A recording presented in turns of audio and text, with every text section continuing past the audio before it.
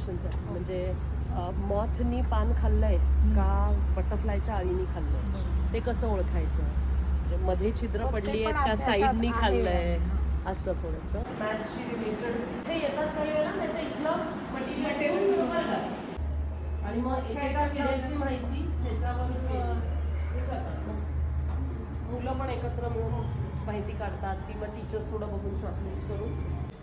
मस्त सुंदर आहे. आतमध्ये ही पण मॉडेल्स आहेत, बघितलं की मुलाला लगेच लक्षात येतं. ग्लोब्स आहेत वेगवेगळे, एंगेज आहे, पाऊस मोजतात मुलं.